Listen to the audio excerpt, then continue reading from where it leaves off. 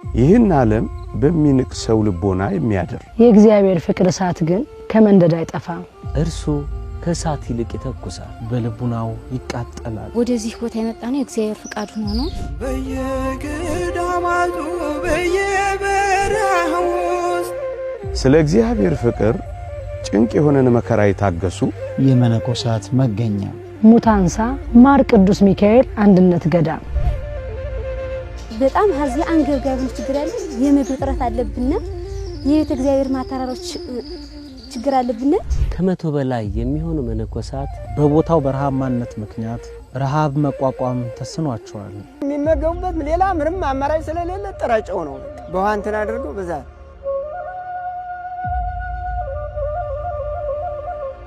ጦርነት ሌላኛው የገዳሙ አስፈሪ ገጽታ ነው። ውሃን ለማግኘት የሚደረገው የእግር ጉዞ እጅጉን አሰልቺ ነው። ጤዛ ለሰው ዳዋት ሰው ዋሪ ቆሞንም ታግሰው መንገድ መብራት የሰርከ ህብስት ችግር እጅጉን ተስፋ አስቆራጭ ቢሆንም አባትና እናት መነኮሳት ግን በገዳሙ ጸንተው ተገኝተዋል።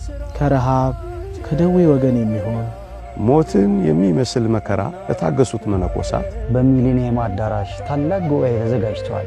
ኑ የትህትናን የበጎነትን ፍሬ አብረን እንቋደስ። ገዳማውያኑን ለመደገፍ መርሃ ግብሩንም እንታደም። አንድም ገዳማውያኑ የሚያቀርቡትን የዕደ ጥበብ ውጤቶችን በመግዛት ገዳሙን እንደግፍ። ለበለጠ መረጃ በእነዚህ ስልክ ቁጥሮች ይደውሉ።